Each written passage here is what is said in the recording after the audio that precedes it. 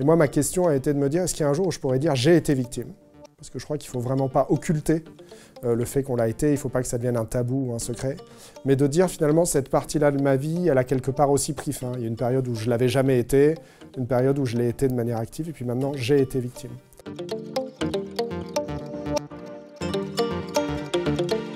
Bonjour, je m'appelle Arthur Desnouveaux, je suis président de l'association Life for Paris 13 novembre 2015 et je viens de vous parler de la dissolution de notre association. Le statut de victime, c'est quelque chose d'assez complexe et puis c'est aussi quelque chose, je l'ai appris, d'évolutif avec le temps. Mais il y a quand même une notion de rupture de la trajectoire de vie et une rupture qui est imposée de l'extérieur. C'est très important dans la notion de victime, il y a beaucoup de passivité. Et donc, moi, je résume finalement la victimité au fait d'être sacrifié par quelqu'un qui arrive à employer de la force sur nous. Et nous, on en ressent une forme de diminution d'être. Moi, j'ai mis beaucoup de temps à me considérer comme une victime après les attentats. Je suis sorti de là avec quasiment aucune blessure physique à part des bleus. Et donc, je me suis toujours dit que j'étais un témoin chanceux. Et finalement, c'est mon cerveau qui m'a rattrapé. Au bout de quelques mois à pas dormir, il a bien fallu que je reconnaisse qu'il y avait quelque chose qui dysfonctionnait, que j'aille voir un médecin pour en parler, qui arrive à me dire « écoutez, il faut sûrement à la fois vous aider à dormir et puis commencer une forme de travail psychologique ». Et à ce moment-là, en fait, je me suis rendu compte que tout n'allait pas être comme avant, alors que c'est évidemment ce que j'espérais. Et c'est à ce moment-là que j'ai compris que le mot « victime » ne s'appliquait pas finalement qu'aux morts ou aux blessés graves, mais pouvait s'appliquer aux victimes de blessures psychologiques et que j'en faisais probablement partie. Et à partir de là, ce qui est très difficile, c'est que on se dit finalement pourquoi je suis victime. Parce que dans mon cas, il y a 3 terroristes qui sont rentrés dans une salle de concert et qui ont commencé à canarder les gens. Ces gens-là, je ne les connais pas, ces gens-là ne me connaissaient pas, mais ils ont réussi à faire de moi quelque chose que je n'ai pas envie d'être. Et donc évidemment, on a tout de suite envie de ne plus être victime. On a d'abord envie d'aller mieux, mais on comprend bien qu'on a envie de ne plus être victime. Et ce qu'on découvre assez rapidement, en fait, c'est qu'il n'y a pas de chemin simple pour ne plus être victime. Aller mieux, il y a tout un tas de mécanismes qui permettent au moins d'essayer. Il ne faut pas que ce soit une injonction, ce n'est pas toujours facile, mais entre l'aide psychologique, l'indemnisation, le chemin de justice, le travail sur la mémoire, on peut se donner un certain nombre de travaux pour aller mieux. En revanche, à la fin de tout ça, on reste en théorie une victime. Et moi, ma question a été de me dire, est-ce qu'il y a un jour où je pourrais dire « j'ai été victime ». Parce que je crois qu'il ne faut vraiment pas occulter le fait qu'on l'a été, il ne faut pas que ça devienne un tabou ou un secret, mais de dire finalement cette partie-là de ma vie, elle a quelque part aussi pris fin. Il y a une période où je ne l'avais jamais été, une période où je l'ai été de manière active, et puis maintenant j'ai été victime. Et c'est à ça que correspond finalement l'idée de pouvoir dissoudre une association. C'est de se dire que quand on crée une association de victimes, c'est une manière pour nous de nous reconnaître. C'est une manière de se dire qu'on va parcourir un chemin collectivement, qui est forcément un chemin individuel, mais où il y a quand même des intangibles et des choses qu'on ne peut partager qu'entre nous. Mais qu'est-ce qu'on fait une fois qu'on est arrivé, je ne sais pas si c'est à la fin du chemin, mais du moins à un moment de restabilisation? Eh bien, finalement, garder une personne morale victime qu'on a tous créée ensemble, ça paraît être s'auto-enfermer.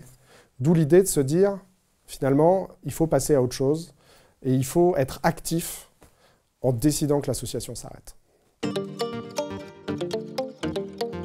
Je pense que quand on est victime, il y a un double travail à faire. Il y a bien sûr le reconnaître soi-même, ce qui n'est pas si simple, mais il y a aussi le faire reconnaître et valider par les autres. Déjà, tout bêtement, parce qu'administrativement, ça ouvre un certain nombre de droits qui facilitent beaucoup de choses, mais aussi parce que psychologiquement, c'est une manière de dire que le monde accepte ce qui nous est arrivé, et que derrière ce mot-là, le monde accepte aussi que ce qui nous est arrivé n'est pas normal. Parce que ce n'est pas normal d'être victime, c'est évidemment très classique, mais ça ne fait pas partie des choses que la société promeut ou devrait permettre en théorie. Et donc réussir à se mettre tous au diapason, c'est aussi une manière de commencer à se réinsérer dans la société. Et donc il faut vraiment réussir ce double mouvement, je suis victime et vous reconnaissez que je suis victime.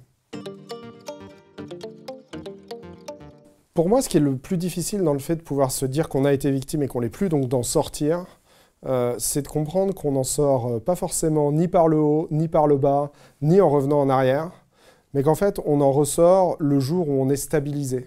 Et je crois que c'est vraiment ça, la grande difficulté, c'est qu'il n'y a pas de recette miracle, il n'y a pas un chemin pour tout le monde, mais il y a l'idée qu'à un moment, en fait, on a repris goût à la vie et on a réussi à se reprojeter dans une nouvelle vie où le drame n'est pas à la base de tout. Et la société veut bien faire. La société essaye de mettre beaucoup d'institutions chargées de nous protéger, chargées de nous guérir. Il y a beaucoup de réflexions, il y a beaucoup de paroles autour de notions extrêmement belles comme la résilience. Mais je crois que la réalité quand même, c'est qu'il faut accepter à un moment la rupture entre l'avant et l'après. Et que l'après ne ressemble pas forcément à l'avant et qu'il n'est pas moins bien partout ou meilleur partout, qu'il est juste différent. Et le jour où on est assez à l'aise avec ça, c'est là qu'on peut se dire, évidemment, avoir été victime m'a changé profondément, mais ce n'est pas ça qui me définit aujourd'hui. Être président d'une association de victimes, moi, c'est arrivé à l'insu de mon plein gré. C'est-à-dire que j'avais rejoint l'association notamment pour aider les victimes anglo-saxonnes, mais j'ai jamais voulu prendre de responsabilité. Et puis en fait, ceux qui s'en sont occupés au début se sont plus occupés des autres que d'eux-mêmes. Et donc à un moment, ils ont préféré partir et j'étais un peu le dernier à pouvoir prendre la présidence. Et ce que j'avais pas compris à ce moment-là, c'est que ça me ferait beaucoup de bien. Qu'en fait, pareil, chacun fait son chemin comme il veut, mais que moi, me sentir utile, c'était une des manières pour moi, dans cette nouvelle vie, de trouver un sens à ce que je faisais. Et puis, l'avantage quand on est président, c'est qu'on parle à beaucoup de victimes, forcément, qu'on gère beaucoup de leurs problèmes, et que ça nourrit une réflexion. Et donc moi, j'ai essayé de me mettre dans une posture, finalement, de... j'ai vécu une expérience, mais j'essaye d'en faire une expertise. Et donc ça, c'est pas toujours facile dans la parole publique, parce que finalement, nous, si on nous interroge, c'est beaucoup pour revenir sur l'émotion de ce qu'on a vécu, sur les difficultés qu'on traverse. Je ne jette pas du tout la pierre à ceux qui font ça, parce que c'est mieux que rien.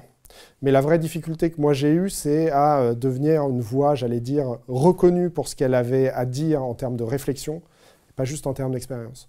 Une des manières de le faire, ça a été quand même de travailler avec des gens qui, eux, étaient reconnus comme étant des experts, de faire des livres ou des articles avec eux, mais toujours avec cette idée que ça devait bénéficier à notre communauté au global, que c'était cette idée de partager un chemin ou de partager au moins quelques ouvertures, et puis chacun fait son marché. Ouais, écrire m'a aidé moi-même déjà. Ça m'a aidé à objectiver ce qui m'arrivait, à essayer de voir si ce que je pensais tenait la route. Parce que quand on écrit quelque chose et qu'on y revient quelques jours, quelques semaines après, on a quand même une grosse acuité sur la pertinence de ce qu'on a dit. Et donc moi, ça m'a aidé à me forger un certain nombre de certitudes sur moi-même. Et puis, le fait de les partager et le fait d'avoir des invitations à participer à des tables rondes, à participer à des débats, n'a fait que poursuivre cette dynamique-là. Et finalement, en faisant ça, ça m'a sorti de cette condition de victime entièrement passive. Écrire, c'est quand même agir. Et donc, ça a été le premier pas d'eux, qui a été suivi de beaucoup d'autres, notamment d'être vraiment partie civile au procès, de faire des choses. Mais écrire, pour moi, ça a été la base de me dire tu es encore capable de penser à ce que tu fais, et donc d'être regardé comme autre chose qu'une petite chose fragile, mais comme quelqu'un qui peut apporter une réflexion. Quand on veut être un bon président, il faut dissoudre un moment. Et donc moi, à la fin du procès, j'étais finalement face à la grande question de mais et maintenant, qu'est-ce qu'on va faire ? Et donc j'ai repris les statuts de l'association et j'ai vu que la dernière chose qui nous restait, c'était vraiment ancrer la mémoire. Et ça, on savait qu'on était en train de faire un jardin mémorial avec la ville de Paris qui serait inauguré pour les 10 ans. Et donc j'en ai parlé à mon conseiller d'administration et je leur ai dit, écoutez, j'ai l'impression que la mission qu'on s'était auto-donnée est terminée. Et donc je pense qu'il faut se dissoudre. Et pour le coup, avec les administrateurs de Life for Paris, on passe beaucoup de temps à parler, et donc eux ont été convaincus assez vite. Et ensuite, on l'a annoncé à nos adhérents, et là, ça a été un choc pour eux. Et donc, c'est toujours pareil. Moi, c'est ce que j'ai appris, c'est que la force du collectif, c'est la parole. Et donc, à l'Assemblée générale d'après, qui a été un peu houleuse, il y a eu beaucoup de questions qui étaient sur le mode « on ne peut pas vivre sans Life for Paris, ça fait trop partie de notre nouvelle vie ». 1. 2. Vous nous trahissez parce qu'en fait, vous n'avez plus envie de vous en occuper, laissez d'autres le faire. Et en fait, la réponse à ça, elle a été « mais peut-être que vous avez raison, personne ne détient la vérité absolue. Mais juste dites-nous à quoi vous êtes attachés et qu'est-ce que vous avez envie de prendre de Life for Paris dans l'avenir ». Et la réponse a toujours été la même, c'était les amitiés, les liens humains et finalement la capacité à comparer nos expériences. Et ça, il n'y a pas besoin d'une personne morale associative pour faire ça. Ça, il y a juste besoin des liens qu'on a recréés entre nous. Et moi, ce que je dis, c'est que quand on est victime de terrorisme, quelque part, la société nous a abandonnés. pas de sa faute, mais en tout cas, il y a un filet de sécurité qui a lâché. Et nous, en fait, on a reconstruit une petite société en miniature. Et le but, à la fin, c'est de faire tomber les barrières pour qu'on se réinsère complètement dans la société. Mais que nous, on ait par ailleurs des liens un peu plus forts les uns avec les autres, c'était indispensable. Et donc, on a mis 2 ans à lever ces questions-là, finalement, et puis aussi à identifier un certain nombre de points particuliers. Il y a toujours des gens qui ont des problématiques très particulières, qui peuvent être administratives, qui peuvent être psychologiques, financières, et ainsi de suite, et à leur trouver des associations pérennes, des associations notamment d'aide aux victimes, qui, elles, seront là sur le temps long. Parce que l'idée, c'est pas de s'enfermer parce qu'on a envie de porter la mémoire toute notre vie ou parce qu'il faut en aider quelques-uns. Il faut rester solidaire avec eux, mais les mettre face à des institutions qui, elles, tiendront le choc sur la durée. Je pense qu'il faut toujours être extrêmement prudent quand on fait des généralités sur les victimes. Et donc, je me garderai bien de dire que notre chemin à nous peut être le chemin d'autres victimes, et notamment de gens qui n'ont pas vécu quelque chose de collectif. Moi, ma réflexion porte plutôt sur la durée du drame. C'est-à-dire que nous, finalement, c'est un coup de canif dans la continuité de la vie, un coup de canif qui nous fait douter un peu de tout le tissu conjonctif de la société autour. Mais ça ne vient pas heurter quelque chose qui fait partie de notre construction sur une longue durée. Et donc, si je devais faire des grandes catégories, mais encore une fois avec grande prudence, j'ai envie de dire que des gens qui sont victimes de violences sexuelles très graves, une fois sur un fait, peuvent, à mon sens, avoir un chemin qui peut ressembler au nôtre. Il faut réussir à trouver probablement quand même une communauté de gens qui ont vécu la même chose. Mais par exemple, pour avoir parlé à quelques personnes qui, elles, ont vécu des traumatismes et des violences sexuelles, j'allais dire tout au long de l'enfance, notamment intrafamiliales, là, cette violence-là, elle vient heurter la construction de l'être. Et donc c'est relativement différent et je pense que le chemin n'est pas le même. De la même manière, des gens qui ont été otages de terroristes sur une longue durée, ça pose d'autres questions parce que eux, leur ennemi, c'est le temps. Là où nous, notre ennemi, c'est simplement la violence. Mais je pense quand même qu'un des invariants, c'est que la parole et la capacité à communiquer ce qu'on a vécu, à ne pas se dire que c'est impartageable, ça reste quand même une des manières de commencer un chemin pour pouvoir espérer s'en sortir.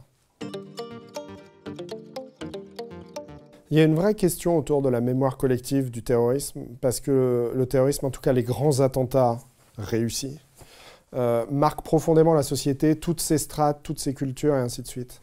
Et la grande difficulté que nous on a vue, et pourtant dans le 13 novembre on a été très médiatisé, c'est que finalement la reprise de nos témoignages, de nos expériences et ainsi de suite, elle n'est pas universelle. C'est quand même un certain nombre de publications relativement spécialisées et ainsi de suite. Et donc on a l'impression de bâtir une mémoire collective, mais je crois que ce n'est pas une mémoire politique. Ça ne touche pas l'intégralité du peuple et la vie de la cité. Et donc pour moi, la vraie question à la fin, c'est de dire cette mémoire collective qui peut d'ailleurs s'incarner dans un musée, comment est-ce qu'on fait aussi pour qu'elle diffuse, je ne sais pas, à tous les jeunes, dans l'éducation nationale, dans toutes les couches de la société. Et ça, c'est un des grands enjeux des commémorations des 10 ans. C'est que si on veut que la mémoire collective devienne plus globale, si on veut réussir à porter ce message qu'après 10 ans, on essaye de passer à autre chose, il faut qu'on arrive à inventer un procédé narratif qui touche le plus grand nombre et qui soit un peu, quelque part, du grand spectacle. Parce que le gros problème des commémorations, c'est qu'elles sont pensées quasiment pour les victimes, beaucoup par les victimes, au mieux par victimes et politiques, pour les victimes et les politiques. Moi, j'étais très frappé pour les 10 ans des attentats de janvier 2015. On arrive à la commémoration, il y a une bulle de sécurité de 100 mètres autour du lieu avec des snipers sur tous les toits. Et finalement, on se retrouve entre responsables associatifs, responsables politiques et victimes survivantes. Et puis ça s'arrête là. Et on est très loin des manifestations qu'il y a pu y avoir de manière spontanée du peuple. Et je pense que l'enjeu, il est là aussi. C'est que la mémoire ne doit pas être uniquement livresque ou muséale. Elle doit s'incarner dans la manière dont on vit. L'incarnation des victimes, elle est vraiment centrale dans le récit. C'est elle qui fait que ça fonctionne et qu'on peut questionner. Un exemple qui n'est pas celui du terrorisme, c'est il y a le procès Pellico, avec cette incarnation très forte, et il y a le procès Le Squarnec, où finalement, c'est le procès qui porte le nom de l'agresseur, et qui a été beaucoup moins relayé et qui a posé beaucoup moins de questions alors qu'elles étaient tout aussi vitales. Donc c'est sûr qu'il faut que les victimes existent et qu'elles soient capables de porter la parole. Combien de temps ? Pour moi, c'est ça la question. Parce qu'il y a deux choses. C'est déjà une forme d'enfermement pour les victimes qui continuent à témoigner. Et puis c'est aussi une manière de ne pas laisser la place aux autres. Et nous, en tout cas, pour le 13 novembre, on a toujours eu accès aux médias hyper facilement. Ça n'a pas été le cas pour toutes les victimes de tous les attentats, notamment les petits attentats. Et donc, je pense que c'est important aussi pour que la mémoire soit plurielle, de laisser la place. Ça ne veut pas dire non plus complètement disparaître. Ça veut dire se mettre à disposition d'institutions type musée qui voudraient organiser des rencontres avec des classes et ainsi de suite. Mais ce n'est pas être proactif dans la manière de le faire. C'est dur de ne pas être générique, mais je dirais je suis désolé que vous ayez été victime. C'est pas normal. Et on a tous tendance à vouloir en faire une normalité, et il ne faut pas que ce soit le cas. Et la seule manière que moi j'ai de vous aider à en sortir, c'est de vous dire qu'il faut trouver comment en parler. Ça peut être à votre journal intime, ça peut être à un professionnel, ça peut être à d'autres gens qui ont vécu la même chose, ça peut être à des proches. Mais en tout cas, l'idée selon laquelle on va pouvoir faire le deuil de sa vie d'avant en gardant son trauma avec soi ne fonctionne pas. Et il faut réussir à accepter d'extérioriser ce qui nous est arrivé. C'est un premier pas. C'est un premier pas qui peut être extrêmement coûteux, c'est le plus difficile. Mais en tout cas, sans ce premier pas, il ne peut pas y avoir de deuxième pas. Et donc, je pense que le plus important, c'est vraiment de réfléchir à comment est-ce que je peux l'évoquer. Ça peut être de manière anonyme sur les réseaux sociaux. Il y a plein de manières de le faire sans se mettre en danger. Mais en tout cas, le garder pour soi, c'est pas commencer le chemin de la reconstruction. Nous, ce qu'on a quand même vu à Life for Paris, c'est qu'il y avait beaucoup de ressources sur le site du CN2R. Et en fait, on a tous des demandes extrêmement particulières, notamment aux différents stades de la vie, ceux parmi les victimes du 13 novembre qui ont des enfants adolescents, qui ont des enfants plus jeunes. Et donc, je pense qu'un bon premier pas, c'est aussi de s'intéresser aux ressources en ligne qui sont disponibles. On ne peut pas se contenter de ça, mais en tout cas, c'est une bonne idée pour réussir à penser son trauma ou à penser ce que notre trauma fait à nos proches.